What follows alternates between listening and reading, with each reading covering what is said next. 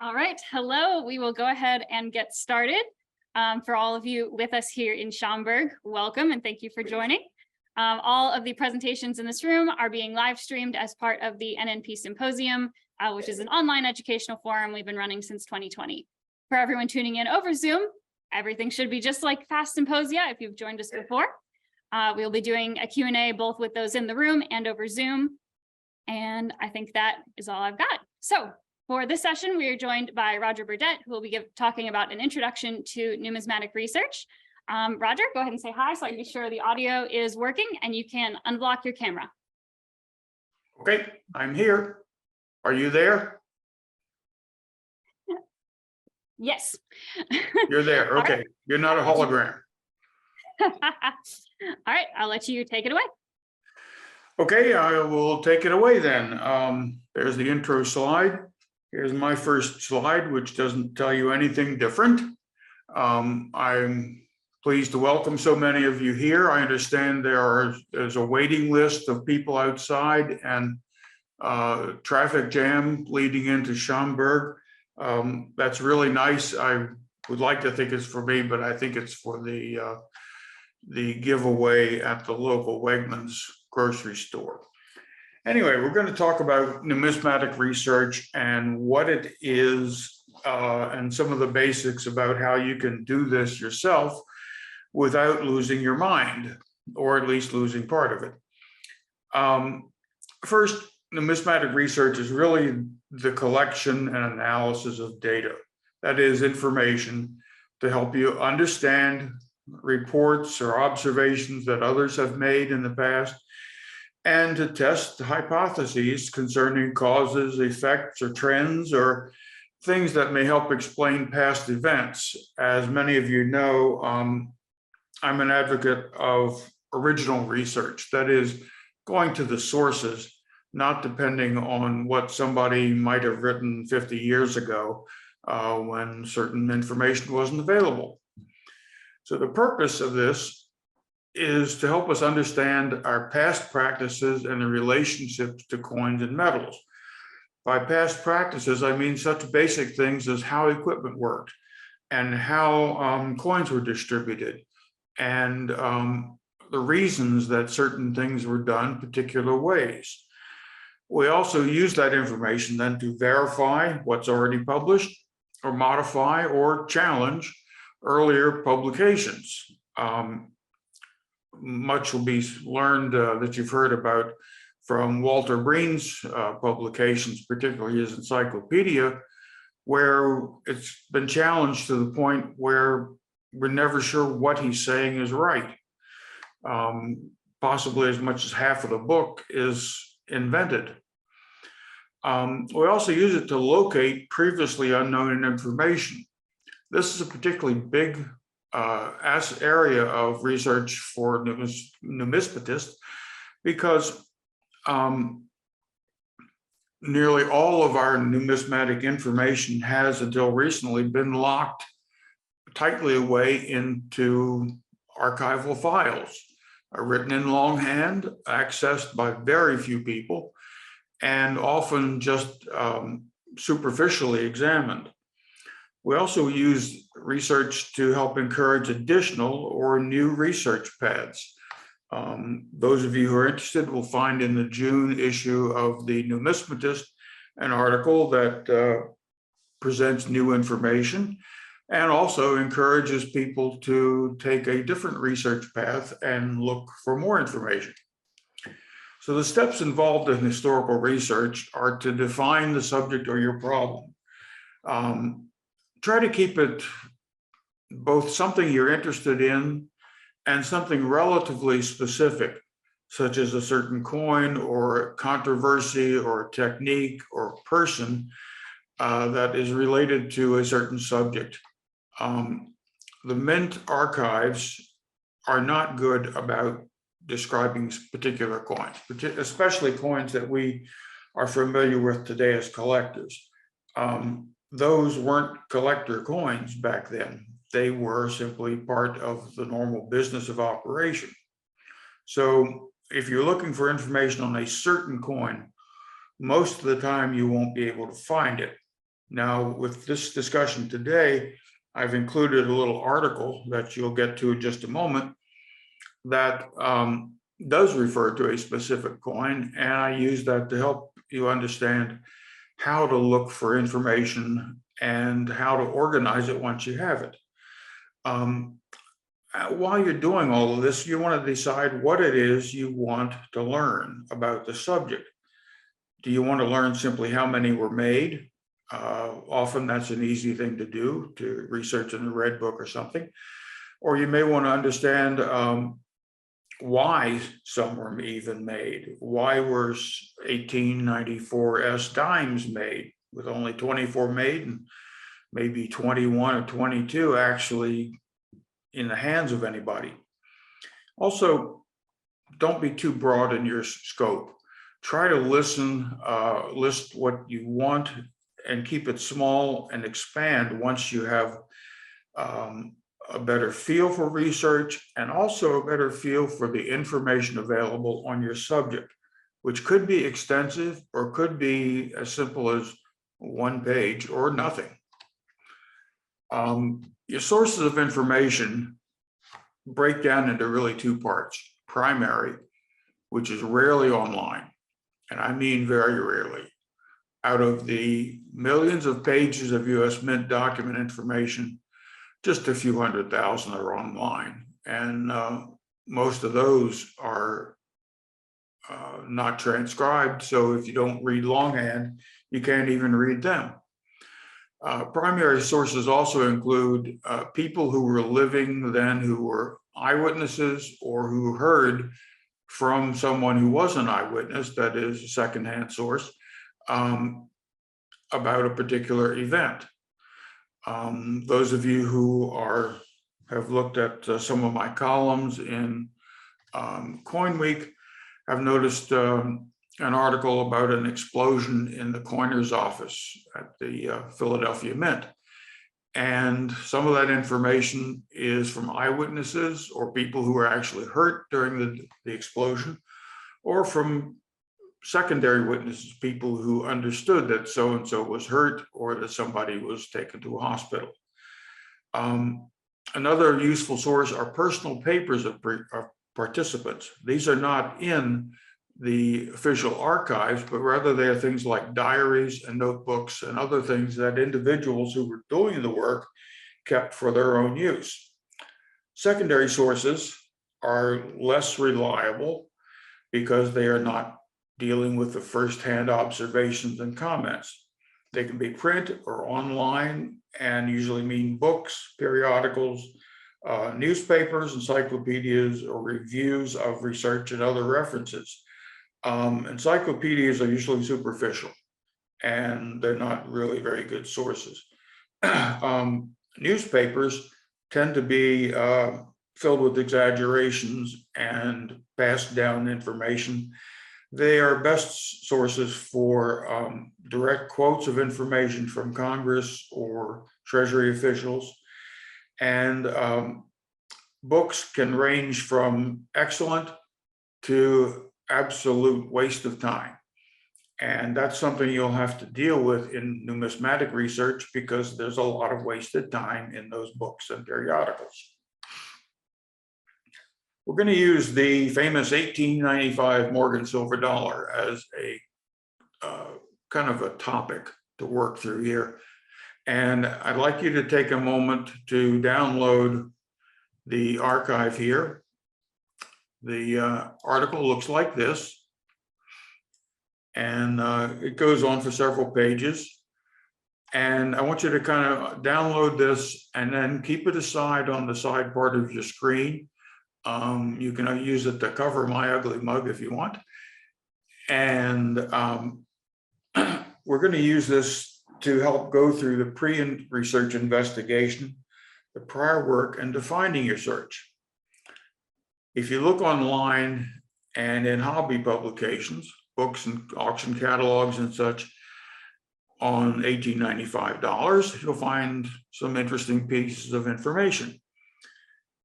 You want to first copy and read everything you find, even if it's repetitious or outdated. Right now, at the beginning, you're collecting information and data. You're not trying to make sense out of it. You're simply accumulating it. You want to keep track of everything you contact, the title, URL, author, age of the data, and anything else you can find. Here's an example of a beginning search for an $1895. And here's a little Google search. Here's my search term. And you can see there are lots of other derivative terms you can have on there. Many of these relate to people selling coins and not to the factual information behind the coin. Be careful with Google and all of the other search engines. They all prioritize commercial information first. Companies pay a premium to have that, and getting down to any factual information can be difficult. Sometimes they don't tell you what is paid and what is not. Paid information is something that I always treat as suspect, because it means someone is trying to make $1 off of the information and not give you facts. Here's a reference for PGS coin facts. Lots of pictures of coins. Here's one for NGC, something similar. You can go to any of these sites and pick up bits of information. Obviously, the ones from the authentication companies have a higher likelihood of being reliable and accurate than things you get from a coin dealer. We've got a lot of hits, but we have to sift through all this stuff. So get past the sales stuff and look for recognized hobby authorities. Or even if you don't recognize them, look for people who are writing things that do not sound like they're trying to sell coins. Here's an example of one source you might run across. It's 25 years old, but it's the Encyclopedia of Silver Dollars and Trade Dollars of the United States.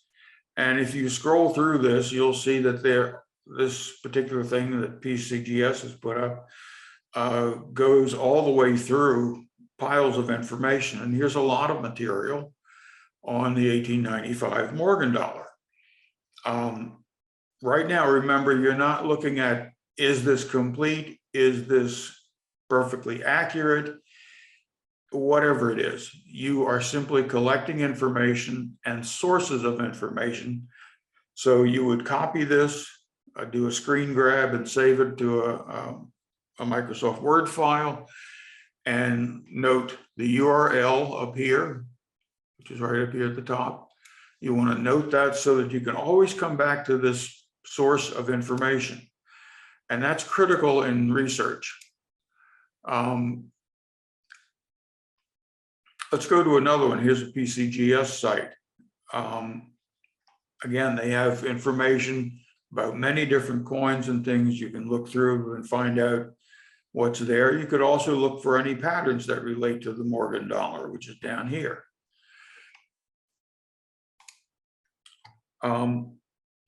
If you go to any of the official archives, the National Archives, Congressional Library of Congress, universities, states, you'll be expected to have some information regarding where to search. It's simply a matter of fact that you cannot walk in and ask the first person you see there that you want to locate everything on 1895 silver dollars. You'll get a blank stare and maybe directions to search their database and maybe directions to look online. Staff are invariably polite, at least in this country. In some countries they aren't. And you'll probably not find much of anything. So you have to begin with some sort of information that you've already collected so you have some idea of where to start. Begin with results from your who, what, when, and where and why questions. Where and when, narrow your search to a place and time. In this case, it would be the Philadelphia Mint, 1895. Research libraries and archives also have strict rules. and you want to be sure to follow those rules. The National Archives in College Park, for example, has a poster near one of its entrances with photographs and descriptions of people who've been caught stealing material. It could be a one page, doesn't matter. The smallest jail time given to anyone was 3 years. Some have gotten longer. A lot of these people steal things so they can sell them on eBay. So if you see something with an archival mark on it on eBay, be very suspicious. When you go into an archive like the National Archives, you'll have to register. You have to follow and understand all their rules. You will have to pass through initial security screening. And before you enter and before you leave, there will also be security screenings at random while you are there. You can't take in your own books and papers and stuff. The archives in College Park allows you to bring in stapled material after it's been checked by the staff. But it's a good idea not to do too much of that because they don't like to see a lot of paper sitting around that comes from outside. All of these places have cameras covering everything every minute. At National Archives, and I mention it because it's the most readily available to the most number of collectors, the National Archives, as a side information, have facilities in College Park, Maryland, Philadelphia, Pennsylvania, Denver. There's one in Texas, not far from New Orleans, and there's one in San Bruno, California, not far from San Francisco. All of these have US Mint and Treasury related materials that would be of interest to coin collectors. Some of the presidential libraries, which are also under National Archives, have fair amounts of information related to different presidents, particularly ones who might have been collecting coins. For example, there's a fair amount of coin information in the FDR library, because not only was FDR a collector of stamps and somewhat of coins, but his Secretary of Treasury was a coin collector, and so was one of the assistants at the US Mint, and their hobbies were used in publicity to help people find hobbies to pass the time during the middle 1930s, when there wasn't much cash around and you had to do with what you had. The staff at the Narra Archive in College Park or Philadelphia will direct you to what's called a finding aid. This is a list of the various topics that are available, the major topics, and many of the lower level sets of documents that they have available. They're often fairly good descriptions. The one at Philadelphia is particularly good, and the archivist who prepared the finding aid for Philadelphia still works there.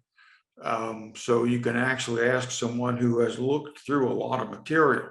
He's not a numismatist, but he is an archivist and knows what he's doing. One of the things you'll do when you want documents from the Narra facility is you'll complete a form like this. As you can see, this was one I completed several years ago and requesting some information. And the data here just gives you your name, a researcher ID number, which allows them to track you, the date and what you're looking for. And then it goes into things that you would find in the finding aid. The record group, which is a large group including everything with the US Mint under record group 104. Record group 56 has everything related to Treasury. And it moves on that way through many different subjects.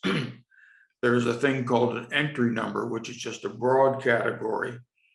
And then you'll find a list of boxes or volumes or other things in the finding aid And these are the ones you actually request. The stuff here on this line that shows stack, row, compartment, shelf is something from the finding aid that tells the National Archives staff where to look amongst the millions of documents in the archives themselves. The archives behind the facade and the doors that people ordinarily see is simply row on row of 15 to 20 foot high shelving packed with material. And each shelf has a number, each stack, that is a group of shelves, have a number, rows have numbers, compartments have numbers. And as you can see, those are all explained here. And then just to help the person pulling the files, it has the words letters received.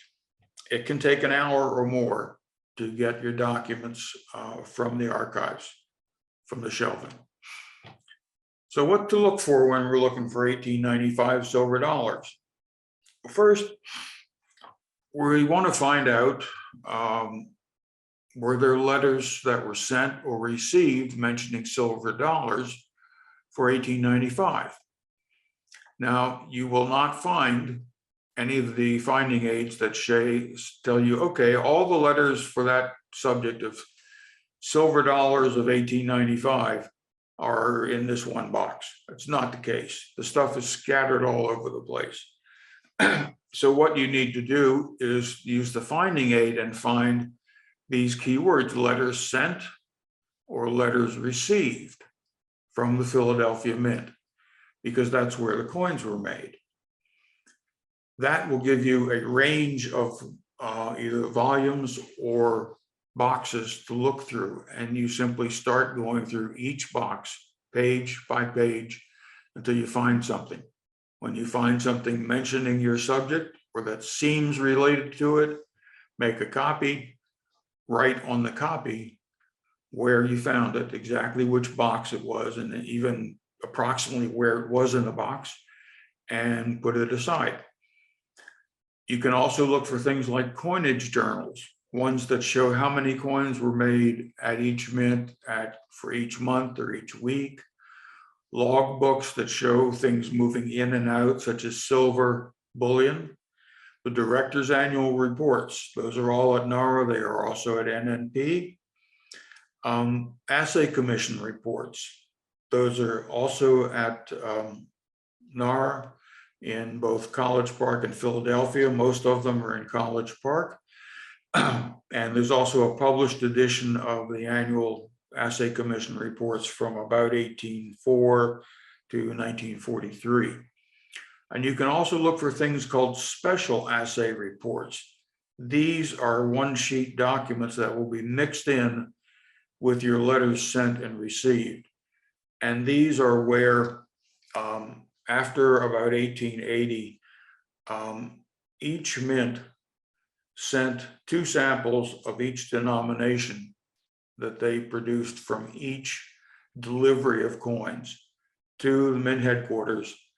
And the assayer at Mint headquarters did a special assay of those coins to make sure they were okay before the coins were ever released to the public.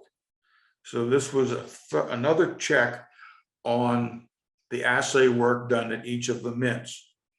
And remember, the mints kept track, copious assay records of every melt, of every bar of gold or silver that came in or went out, and of samples of the coins. And then additional samples required by law also went to the annual assay commission. So all of these things had to operate together and had to match. If something was found wrong in the special assay reports, the staff could go back at the Mint and investigate. And in some cases, such as the Carson City Mint, those reports happened several times, and there were mistakes found in the assaying of the coins. I want to emphasize that the US Mint documents have very limited organization. They once were better organized, but when things were consolidated from different mints, material got scattered. The Newman Numismatic Portal is a good source for a lot of original material that the portal has digitized or have accumulated from other sources. Now, this also includes auction catalogs, mint documents, and all sorts of other things. The most important are the auction catalogs, and here's a sample.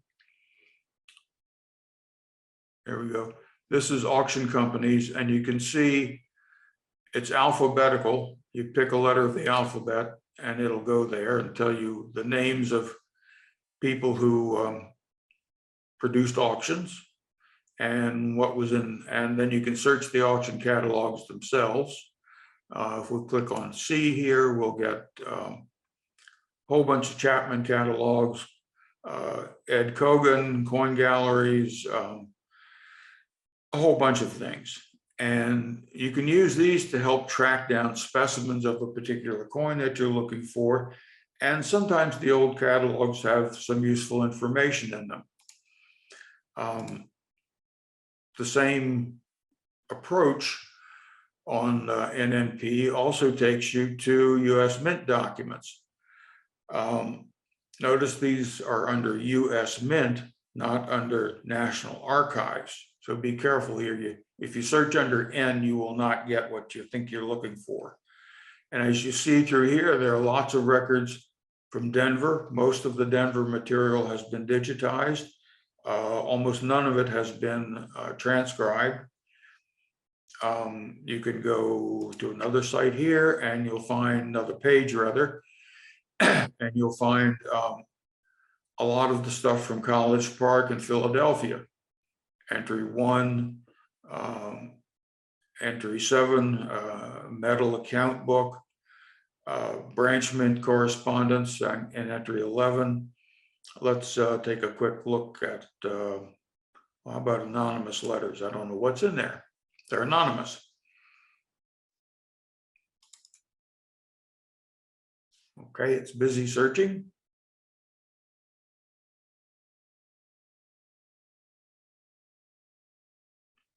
Still searching. Okay.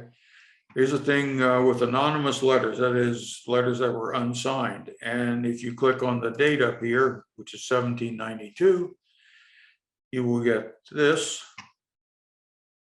And you'll see something here which shows you documents that don't have anyone signing them. They're little bits and pieces of things, scraps of paper. They may or not be relevant, but what's important is that they are available for you to look at and examine. Another important source of material is the Library of Congress. And if you're looking for earlier material up to 1875, this is a great site right here, A Century of Lawmaking. And you can see by the URL up here, it is straightforward. You can go right to this URL and it'll open this. You can look at Continental Congress, Journals of Congress, debates, statutes, and documents. And it is filled with information relating to Congress and to acts of Congress and to especially to reports given to Congress about situations involving the mint, treasury, currency, and other aspects that could be interesting to users. You can also access the later congressional documents after 1873 through the regular Library of Congress pages. At this point, you've invested a lot of time and work in finding data. You don't want to lose it. So I'll emphasize again, whenever you find something that might be of interest, make a copy. Even if it's not relevant at the moment, it may be later on. The book I wrote on St. Gaudens's double eagles a few years ago, research for that actually began more than 15 years before the book was published. That's because these little pieces of things that were not relevant to anything I was working on popped up in the middle of research. And I not only made a copy, but I recorded where it was. So I could go back 15 years later and pull those pages out and re-examine them, and also look adjacent for other things. Every large archive has some sort of taxonomy, some setup that gives you an idea of where things will be found. A record group, entry, box, folder, or page. They will never go further than that, with the exception of some of the things in the Library of Congress, which go down to the individual item level. Some of the European archives also do this. And in some cases, they go down and do it, but then they give you a description that's so sparse, you can't tell what actually the letter said. Now, how do you make sense of all these sources? Which ones are any good? The online sources are generally out of date or false in whole or in part. There is a lot of moldy baloney on the internet. There's a strong bias towards selling. As I mentioned, the search engines prioritize money rather than information and accuracy. And they do not discriminate between something that's totally false and something that's completely reliable. Auction catalogs. Modern ones are getting better, but there's an awful lot of indiscriminate use of facts and tangling together motivational comments to buyers combined with a few facts to imply that something occurred when it may or may not have. The US Mint, especially the archive material, is quite good because most of the material in the archives was intended for internal use and is of high reliability. These are officers and workers essentially speaking to each other and working out how to do something, or what equipment was needed, or what it cost, or what was missing, or what extra they found. Letters from the Mint to ordinary citizens are usually incomplete or inaccurate. The Mint was and is an insular place. They don't like to say much about what they are doing. So they will say in a letter response that you receive as little as possible that they think will make you happy. Some of this comes from simply a different language being used internal to the Mint versus what people normally use and what collectors call things. For example, the field of a coin, that flat part next to the relief, we call it a field as coin collectors, but in the Mint, that's a table. And that's a good technical term. But if you go up to somebody at a coin show and ask to see the table on the silver dollar, they'll look at you like you're crazy. Data analysis is the next step here. And analysis is a methodology you use to synthesize a large amount of data into a meaningful set of narrative or something you can actually use and then organize. You organize information into categories.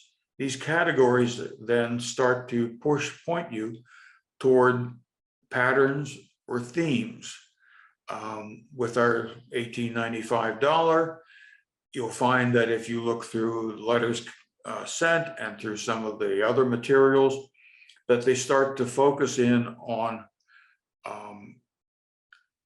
what was going on at the Mint in 1895 and at all the mints related to silver bullion and letters relating to the use of that bullion and who was doing what.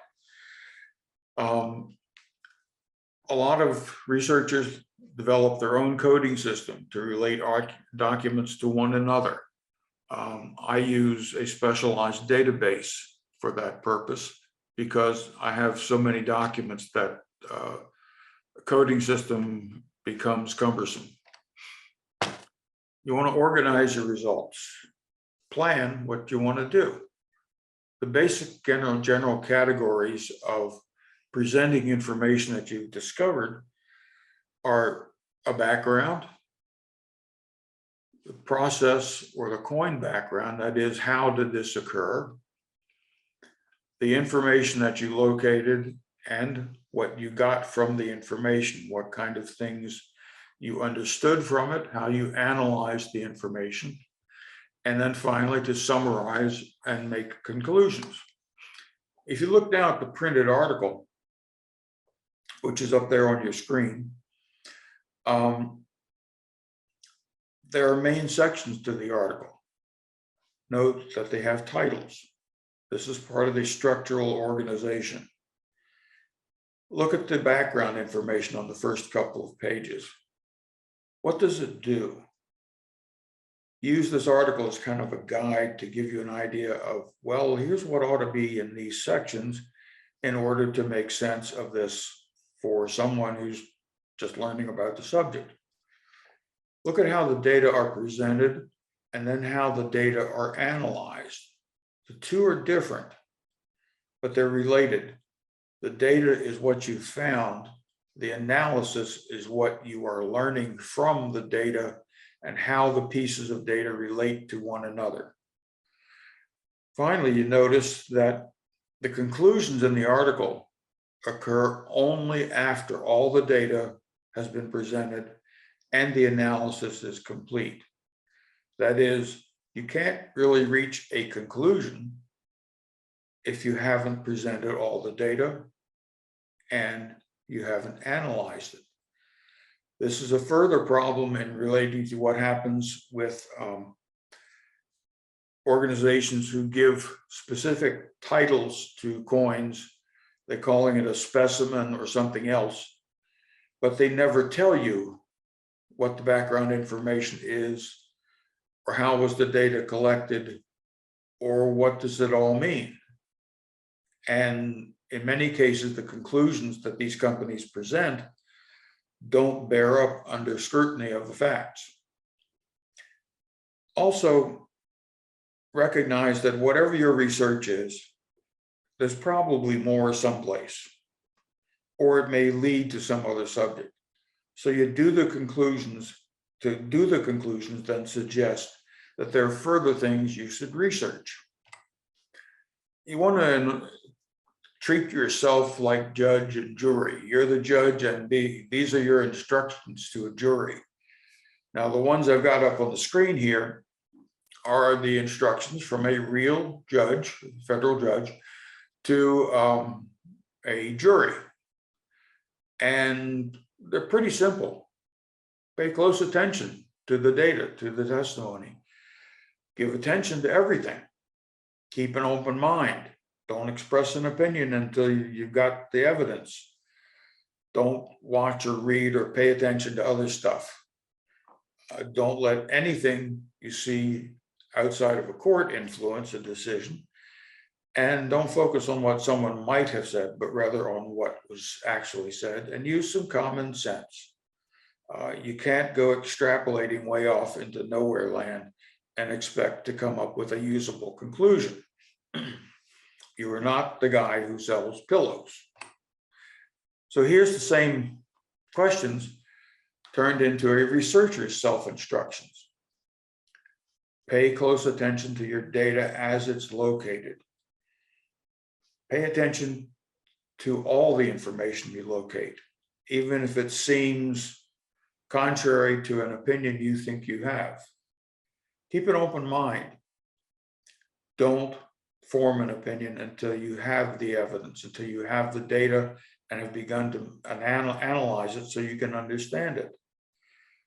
Don't pay attention to old publications or hearsay or other material that really is not reliable. And don't focus on what could have happened.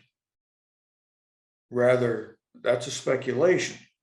Instead, focus on what is reported to have happened, the actual events and the facts. One thing that I find very useful is I consult books and research of others only after I've finished acquiring most of my original data. And that allows me to pick everything out that I can from the sources without unconsciously overlooking something. That is, we all come to research with a bias. And one of the hardest things to do in research is to work beyond that bias and put it aside until you have everything, and then use the information to tell you what happened. Let the people who were there, the participants, tell you what they did. Essentially, use some common sense when making a conclusion. And a final thought here. Numismatic research allows you to investigate topics and questions that can be studied usually in no other way. Most of the people, or I would better say nearly all of the people who were involved in the original circumstances that we as numismatists look at things, are dead. Most of them didn't leave behind much information about what they actually did. For example, we know that most of the department heads and foremen in various departments carried a long little pocket notebook that was about 4 by 6 inches in size. And they noted down a lot of information in these notebooks. We have only about 4 of these notebooks actually in existence. They are packed with information that is available nowhere else. If you happen to have a copy of the book I wrote on 1936 to 42 proof coins, a great deal of the information in there about the dies, the deliveries, all of that information came from a couple of those notebooks that still exist. Without those, we would have none of that information. And because almost none of those notebooks exist today, we are much poorer in the kind of information that we need to really understand how things worked on a day-to-day level and how and why some of the things happened at the mints that we have no explanation for today. The other bullet is build your argument on facts, not hearsay, not guesses. Approach each topic as if you were telling the story to others.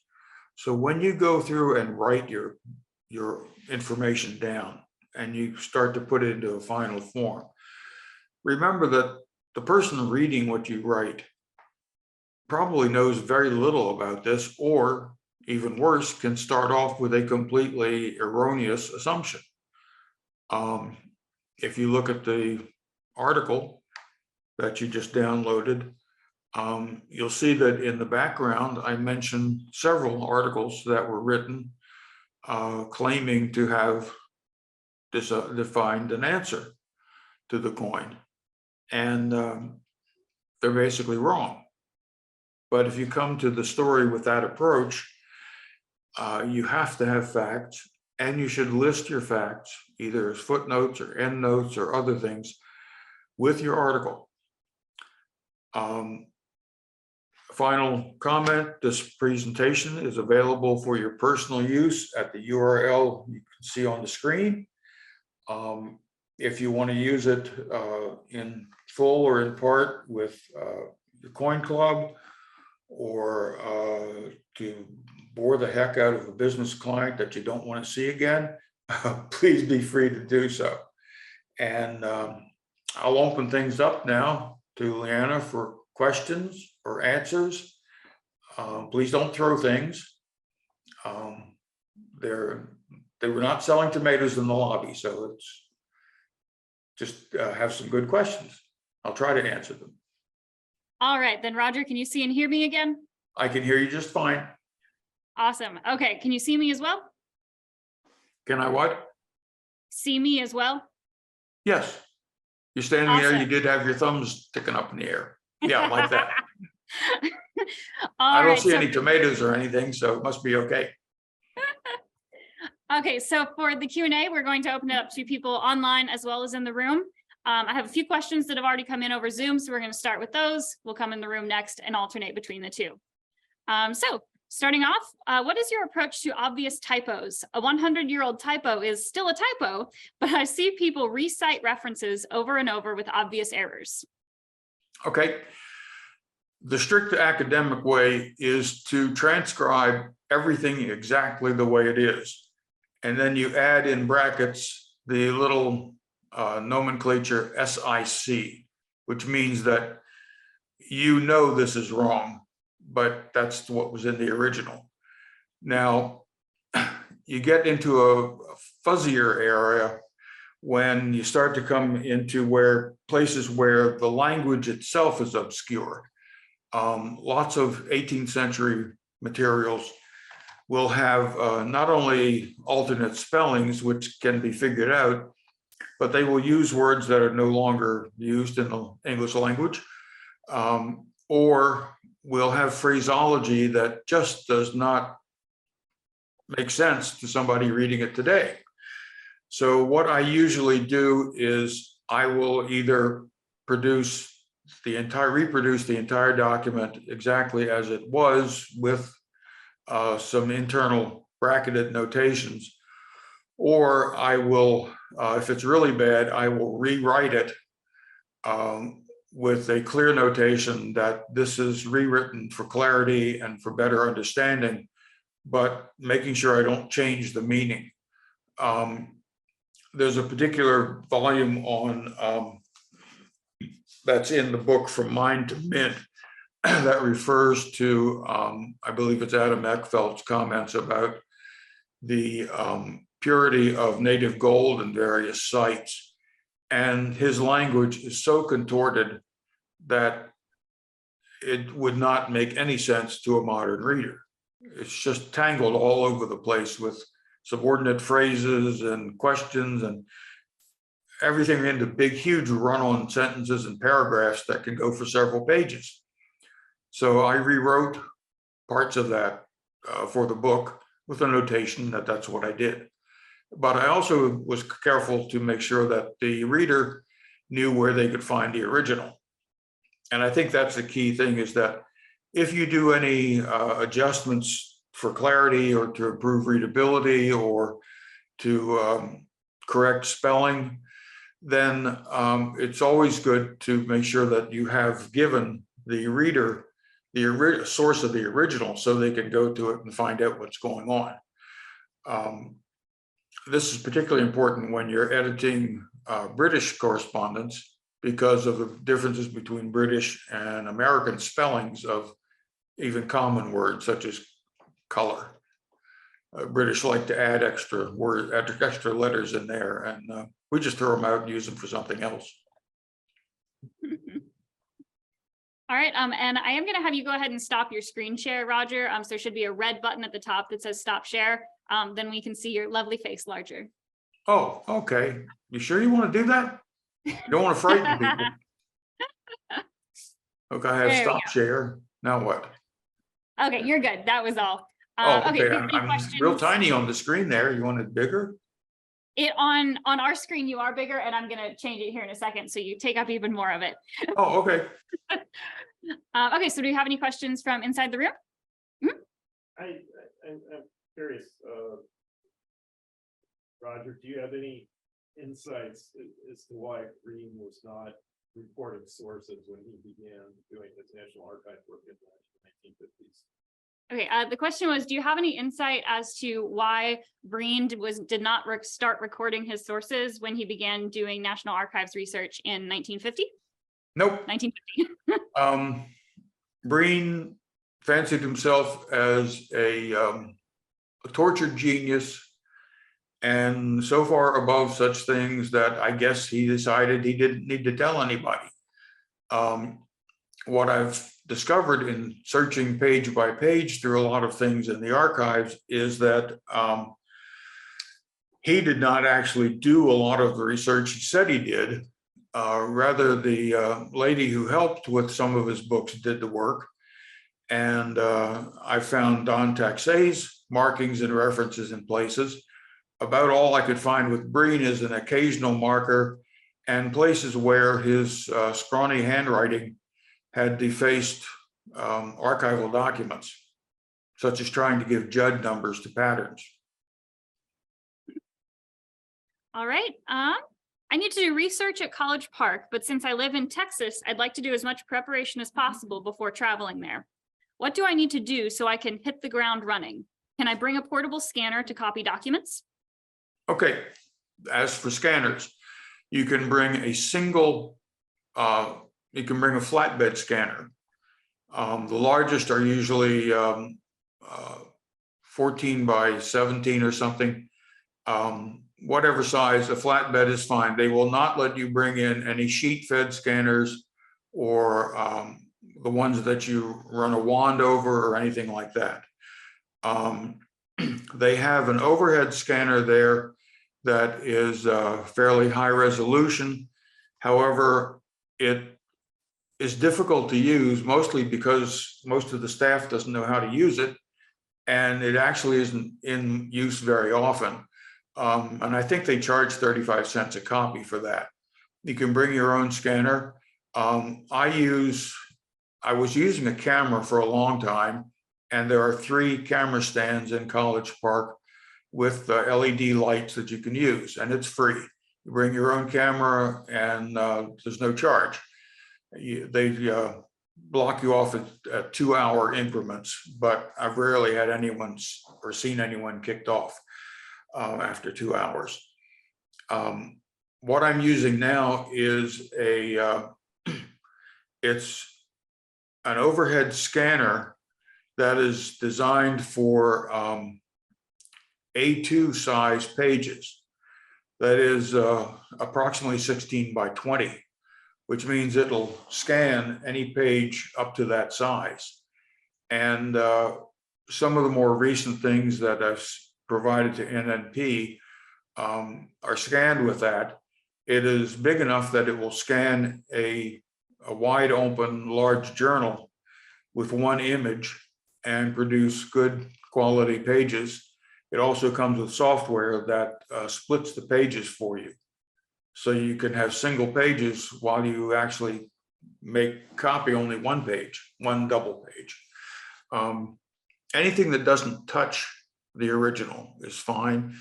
College Park also has small camera holders for cell phones. So you can bring your cell phone in and put it in a little holder and take all the pictures you want with that. They don't allow pizza deliveries though. As far as preparing yourself for a visit, the first thing to do is figure out what you want to see. That is not the specific documents, but what the subject is. And then you can drop a note to the research desk and ask them about that. Or if you want, you can send me a note, and I've got a copy of all of the basic materials they use, including the finding aids. And I can put you in touch with not only the entries and possibly box numbers that you might need, but I can put you in touch with staff members who have been working with coin collectors for several years. And I've been working with them in order to help them find information for people who send requests to NARA. And they've gotten pretty good at it. They have a clearer idea of where things are now, both in College Park and in Philadelphia. I don't have any contacts at Denver, San Francisco, or Texas. I can't think of the place in Texas. It's not too far from New Orleans, but it doesn't have a lot of information down there. But just organize what you think what your subject is, what you're looking for, and let them know at NARA what you want to do. And then they have a very simple online appointment thing where you simply make the appointments for how many days you want and show up. All right. Do we have any questions from in the room? Yes. I just did one note to what Roger said. We do have the finding aids for National Archives are all posted on Newman Portal. So that's definitely something you want to read before you go there. Okay, just a note that the finding aids for the National Archives are also posted on the NNP if you need easier access to them. Oh, okay, okay, would you good, yeah. I assume that includes the 2020 Philadelphia finding aid. He sent it to me. It's on there. If you send it to Len, it's on there. Okay, I did. Okay, we do still have quite a few questions from online viewers. Is access to the National Archives available online? Access is, but you won't find any information. The online version of information from the National Archives has so many discrepancies with what's actually there when you look in a finding aid or try to go there, that it isn't much help beyond finding the record group for a subject. The material that's online is almost completely unknown to the staff who work there because they don't use it. And I've never understood why. And when I ask management about why, I get a look like, well, it's the contractor. I don't know. It's not very useful. There is no online information at any of the archive locations about numismatics and about coins. And there's very little about treasury. It's more things from the presidential libraries and things of general interest, such as the Kennedy assassination files and the Nixon recordings. You can find information on that. All right, anyone in the room? Back to Zoom. When did you start doing serious numismatic research? When did I what? When did you start doing serious numismatic research? When I finally realized sometime in the mid-1990s that I couldn't afford the coins I liked, and I didn't like the coins I could afford. So it was a way of being able to learn something and contribute something and feed my curiosity when there was no budget to do that. If I had a big budget, I probably wouldn't be doing this. I'd be running around in my private jet. For sure. And then there was someone on the Zoom with a question that I'm going to take, asking about the link on the last slide. Because of how Zoom works, you can't click on it right now if you're watching. If you would like a clickable version of that link, go to the symposium website and the contact us page and just send in a message saying that you would like that link. And I'm happy to email that to you. Otherwise, if you go back to the recording, once these are posted, you can type that into your browser from the slide. So just let me know if you would like that link, and I'd be happy to forward that to you. Thank you. Let's see, another question here. Are you aware of the fact that foreign countries needed U.S. State Department approval for the U.S. Mint to begin work on a foreign coining contract? Would you know the reason for why State Department authorization was necessary? It wasn't until the 1870s that the U.S. Mint was authorized by Congress to strike coins for other countries. And part of those authorizations included input from the State Department or Department of State. And that's been the traditional way of doing things because the U.S. Mint does not do gratuitous coinage for foreign countries. They are charged a rate based on the actual overhead plus profit for the mints. And all of the work, even during World War II, was for profit for the other country. So involvement of the State Department was basically required in order to make sure that payment got through and that the coinage was in fact appropriately authorized for that country. And all of that had to take place first before the US did anything. Does that help? I believe so. If it doesn't, person who sent that question in, you can send a follow-up in the Q&A. Okay, Okay, we do still have a few on Zoom, but let's try the room again. Any questions that have arisen? Nope. All righty. Let's see. In your research travels, have you run across archived early files from the San Francisco or Denver mints, not to mention the other branch mints that no longer exist? It seems most of the archives available are from the Philadelphia Mint. I think in some ways, the Philadelphia Mint and related archives kind of get precedence because of their geographic location. When NARA decided to regionalize the U.S. Mint information, which was at one point all held in Washington, D.C., what they did was they broke things up into packages that really related to San Francisco or to Denver or to the Philadelphia Mint or to headquarters, which is the stuff in College Park. And with Philadelphia and College Park being convenient to a large population and also incorporating a lot of information from other places, those get a lot of attention. There's a lot of material in San Francisco, and particularly correspondence and information relating to the gold coinages and the flow of gold bullion in and out from everywhere from California to Oregon and Washington, Canada and Australia.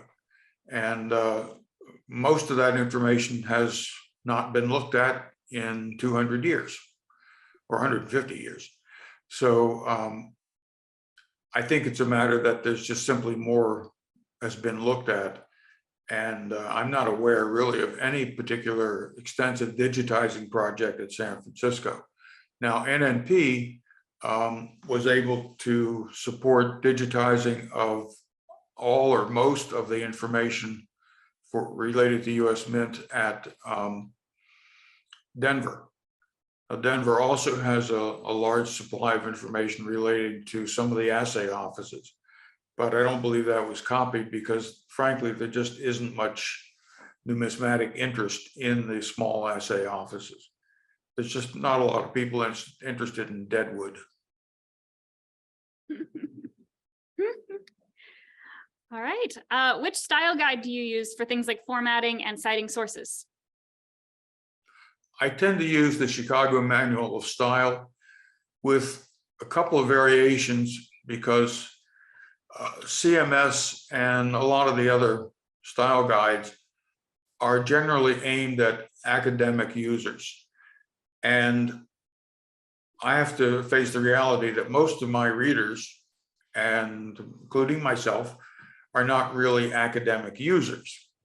So what I have done is adjust the CMS style a little bit so that there's more information in footnotes and references about where something is located, rather than simply using the set of abbreviations and the more traditional CMS short format. It's longer, but what I do allows an ordinary collector to go in and show what they want. They can take a photocopy of a page from one of my books, and they go in and they can show somebody, okay, here's the footnote that refers to this letter I want to find. And that footnote will communicate both to the professional staff and to the collector who's using it about where the letter can be found. And that makes it simpler for everybody rather than taking a strictly academic approach. All right, let's try the room again. Do we have any questions from Schaumburg? Sticking with Zoom. All right. Do you do your own typing or do you have an assistant? I had an assistant, but he died. His name was Ivan, and he was a 17-year-old mixed breed mutt who came and assisted me much of the time. He would assist me with things like licking my shoes. and eating anything that I had dropped on the floor. That was my only assistant. And one of the things that's central to a lot of this is that you're not making any money at this. So there's nobody to pay anybody. There are no big fellowships. The MacArthur Foundation doesn't know any of this exists and could care less.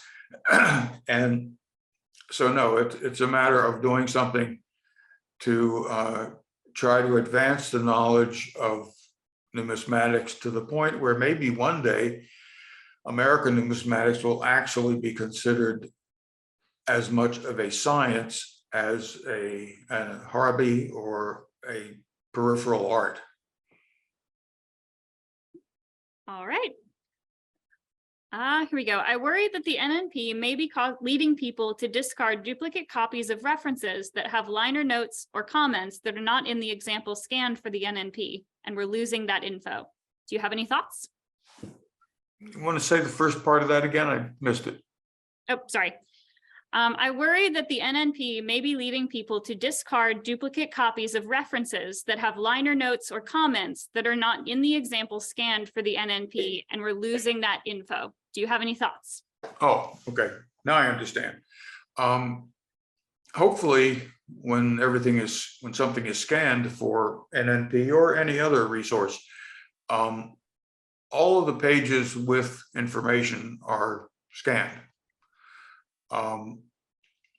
The idea of scanning something is less preservation, although that's a key point, than it is distribution. We can easily distribute electronic files, but if there's only one copy of a certain book sitting around, it's going to be guarded carefully. And the people guarding it may be so intent on guarding it that they don't let anyone read it because they don't want to hurt the binding by opening it. And eventually the little silverfish and other critters ruin the book and there's nothing left. So I hope people are not throwing out useful material under the excuse of, well, it's been scanned, so I don't need this anymore. But I'm sure some will. Hopefully most will not. And hopefully those people who collect books and related materials will continue to do so. I noticed that the book auction companies seem to be doing quite well. So hopefully that's not a serious concern. All right, then we have one more question left on Zoom. Then I'll open it to the room one more time. And if anyone else watching online has any questions, go ahead and send them in now before we wrap up. Where can I find monthly mintage records for the various mints from about 1903 to 1947? Okay.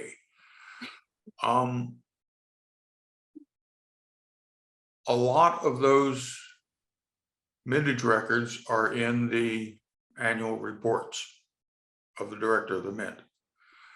So you shouldn't have too much trouble finding anything for that whole period or before or after. You will have some difficulty, you won't even have any difficulty finding proof coins because Waite Raymond was able to get a list of those out of the Philadelphia Mint in 1939, I think it was. And so the annual reports are probably the best source. And of course, the Red Book and others like that have annual mintage for coins over quite a number of years. And I understand that Whitman is taking an active approach to adjusting and correcting some mintage figures that have been discovered to be incorrect. Okay, are you aware of anything that shares monthly mintages instead of annual?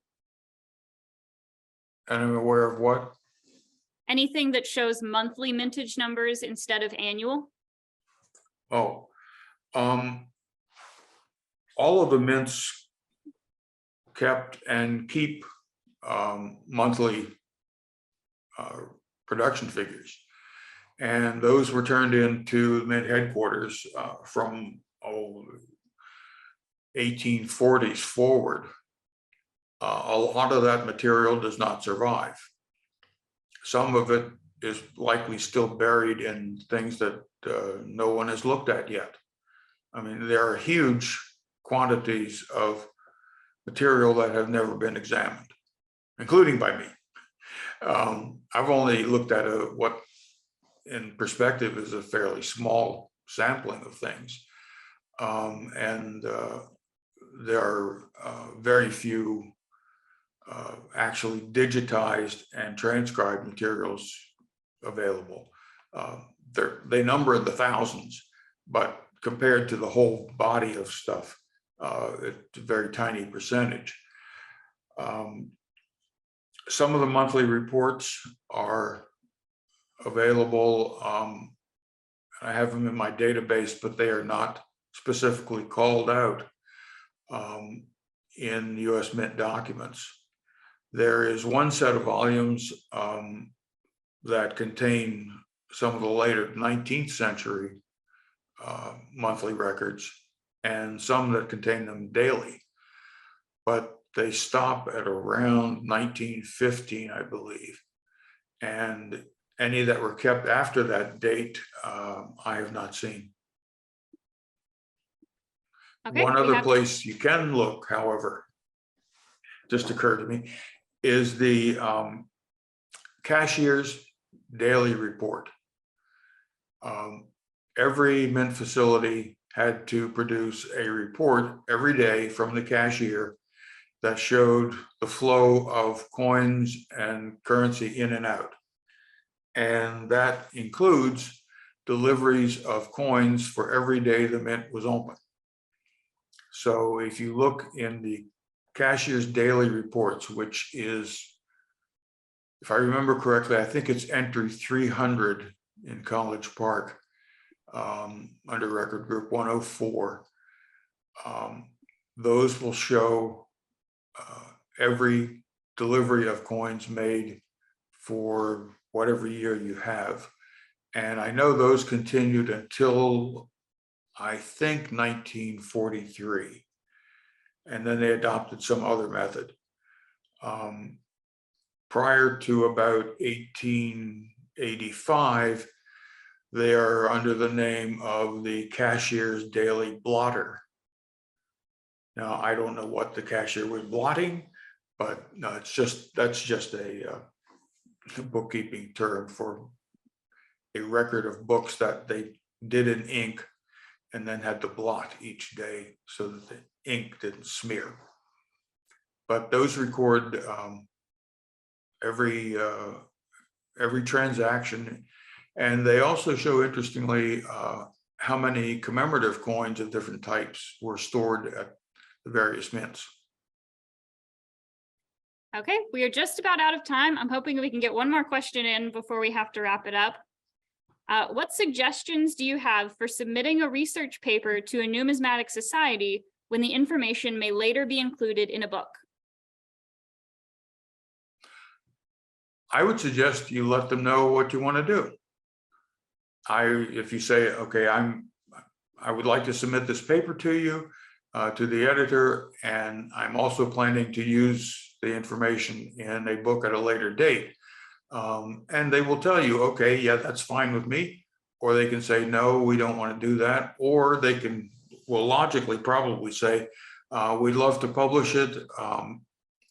Can we make sure we have something a little different from what's in the later book?